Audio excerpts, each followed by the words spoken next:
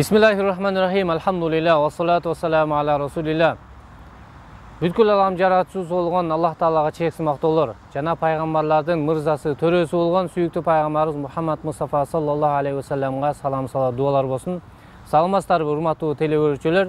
Назарыңыздарда адамзат көрсөтүүсү сиздер менен мен Талгатбек Эркинбек уулу. Урматтуу мусулман миртуган, бүгүн биз сиздер менен баланы адеп ахлакка тарбиялоонун зарылдыгы тууралуу кеп кылабыз. Перзентти баланы ислам, ыйман менен тарбиялоодон кийинки эң зарыл болгон тарбия бул адеп ахлак тарбиясы. Анткени Пайгамбар саллаллаху алейхи ва саллям айтат: "Ад-дину хуснул хулук." Дин бул жакшы кулк мүнөз дейт. Пайгамбар саллаллаху алейхи ва саллям башка хадисинде айтат: "Инна мин акмалил имани хуснул хулук." Албетте адамдын, инсандын ыйманын толук болуусу ал кулк мүнөзүнүн жакшы болуусунда дейт. Урматтуу мусулман миртуган, биздин жашообузга, динибизге, адеп ахлакыбызга эң өрнөк боло турган инсан бул пайгамбарыбыз саллаллаху алейхи ва саллям. Аллах Таала Кур'ан-ы Каримде пайгамбар саллаллаху алейхи ва саллямдын кулк мүнөзүн мактап айтат: "Астагфирулла ва иннака ла ала хулукин азим." Албетте сен өтө көркөм кулк мүнөз ээсиң дейт. Бизге жашообузга, адеп ахлакка эң өрнөк боло турган Пайгамбар саллаллаху алейхи ва саллямдан башка эч бир адам, эч бир улут бизге өрнөк сабак боло албайт. Урматтуу мусулман миртуган, адеп ахлактын маанилүүлүгү тууралуу Пайгамбар саллаллаху алейхи ва саллямдын бир канча хадистери бар. Пайгамбар саллаллаху алейхи ва саллям өзүнүн куттук хадисинин биринде айтат: "Хуснул хулуqi намаун ва суул хулуqi шумун." Жакшы кулк мүнөз бул өсүү, өнүгүү, ийгилик. Ал эми жаман кулк мүнөз бул бактысыздык дейт. Инсандын кулк мүнөзү жакшы боло турган болсо, анда жашоосунда ийгилик болот, бактылуу болот. Ал эми кулк мүнөзү, адеп ахлагы жаман боло турган болсо, жашоодо ал бактысыз болот.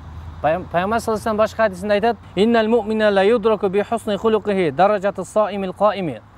Инсан жакшы кулк мүнөзү менен орозо туткан, намаз окуган адамдын даражасына жетет дейт.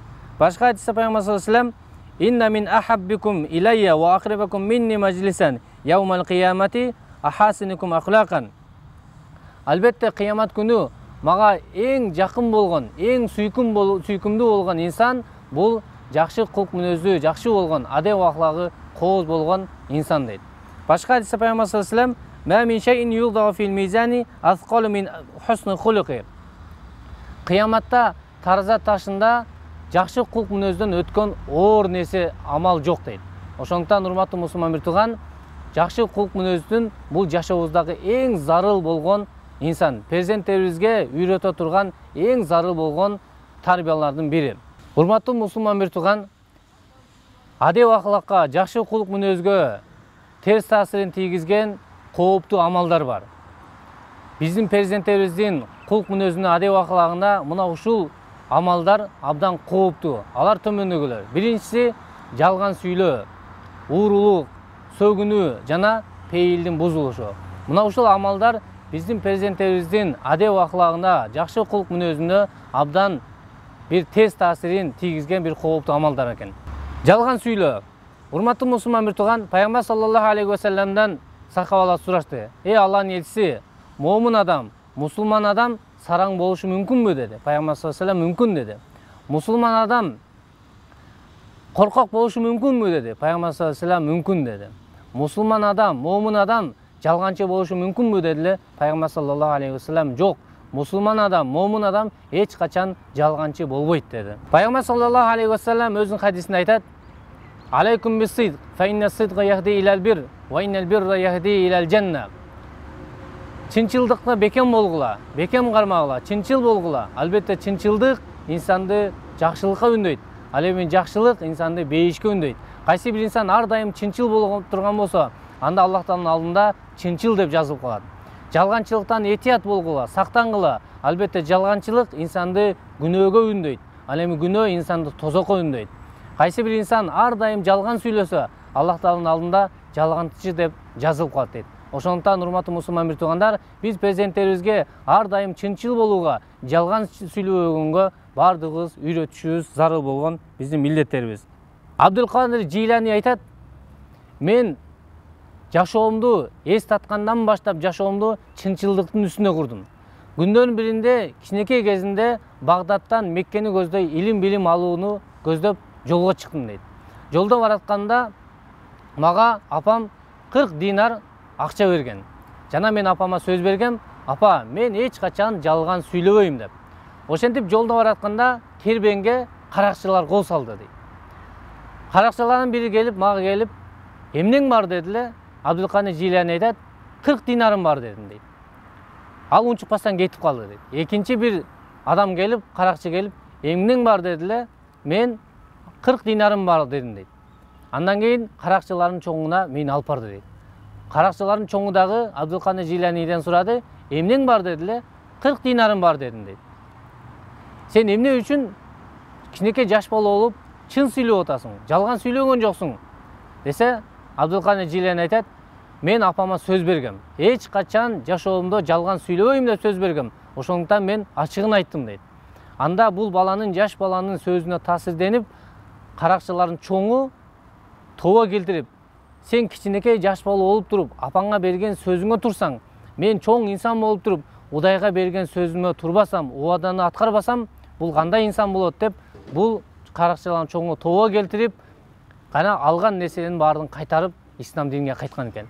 Демек, президенттерибиздин чынчыл болуусу, жалган сүйлөбөсү бул элге, жерге, коомго дагы сөзсүз таасирин берет. Экинчи, уурулук. Бул адам баласындагы эң жаман көрүнүш, эң жаман адап. Эгерде ар бир ата-эне президенттин Кудай Таала, Аллах Таала ар бир ишти көрүп турат, ар бир иште эсеп кысап бар, ар бир жакшы ишке сооп бар, жаман ишке жаза бар деп үйрөтө турган болсо, анда президентиңиз эч качан уурулук кылбайт. Эгерде президентиңизге көңүл бурбасаңыз, тарбиясы менен алек болбосоңуз, назар салбасаңыз, анда президенттер тарбиянын 60-70%-ын көчөдөн алат экен. Пайгамбар саллаллаху алейхи ва саллям хадисинде айтат, ар-раджулу ала дини халилихи, адам досунун дининде болот дейт. Эгерде балаңыз кандай адамдар менен жүргөн болсо, анда балдарыңыз ошол адамдардай болот. Султан Махмуд күндөрдүн биринде көчөдөн кездеп баратса, падыша жолдун жээгинде бир жупуну кийинген бир кичинекей жаш бала турат. Бул кичинекей жаш балага боор ачыган Султан Махмуд жанына келип бир алтын теңге сунат. Бала башын ийке, жок албайм дейт. Эмне үчүн албайсың деп кызык сураса, бала айтат, эгерде мен муну алтын теңгени алсам, атам айтат, кайдан урдап алдың деп мени урушат дейт. Сен айт, Султан Махмудтун падышанын өзү берди деп айт. Десе, жаш бала айтат, эгерде Султан Махмуд бере турган болсо, ал көбүрөөк берет болчу. Сен жалган сүйлөбө деп мага ишенбейт дейт. Бул баланын акылына, зиректигине таң калган бул падыша жан жөкөрлөрдүн сарайга барып, бир баштык алтын алдырат. Андан кийин балага берет. Мына, эми барып атаңа айт. Бир, сага бир нерселерди алып берсин дейт. Анда бала ыраазычылыгын билдирип, кудуңдап сүйүнүп кеткен экен. Урматтуу мусулман тууган, президенттерибиз эгерде кичинекей кезинде, мектептин кезинде колундан бир сиз алып бербеген бөтөн бир ручка кармай турган болсо, сиз сурайсыз, ким берди, кайдан алдың балам? Десе бала баягы эле жооп, досум берди дейт. Эгерде ушул досум берди дегенден тим койбостон 1 саат же 2 саат убактыңызды бөлүп, барып досунан сурап келе турган болсоңуз, анда кийинки убактарда президентиңиз эч качан жалган сүйлөбөйт.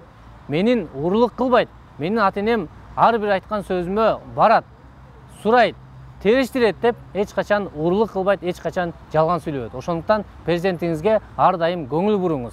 Ким менен жүрөт, эмне кылып жүрөт, кандай иштерди кылып жүрөт, баардыгын көңүл буруш керек. Андан кийин президенттин адеп аклагына терс таасирин тийгизген бул сөгүнүү. Урматтуу мусулман бир туугандар, баланын президенттин сөгүнүшүнө бир канча себептер бар. Bunun birinci sebebi olan bu açuççılık ata sebep болады. Эгерде ата ачуу калтырып, же байкабастан, же ушундай бир сөгүнө турган болсо, балага сөзсүз терс таасирин тийгизет. Экинчи себеп бул тарбия берип жаткан мугалим. Үчүнчү себеп айлана чөйрөсүндөгү достор болот. Мына ушул сөгүнүү себепти инсандын адеп аклагына терс таасирин тийгизет. Кийинки адеп аклагга терс таасирин тийгизген бул пейилдин бузулушу. Эгерде инсан башка динсиз адамдарга окшошкон болсо, өзүн окшото турган болсо, мына ушулда пейилдин бузулушуна себеп болот. Жана көп дүйнөгө көп кызыгуу, мына ушул да пейилдин бузулуусуна себеп болот. Жана музыка көп угуу, жана телефонго, интернетке, телевизорго көбүрөөк убакыт бөлүү мына ушул перзенттердин пейилинин бузулушуна себеп болот. Урматтуу мусулман бир туугандар, бүгүнкү көрсөтүү соңуна келди. Кийинки көрүшкөнчө, ассаламу алейкум ва рахматуллахи ва баракатух.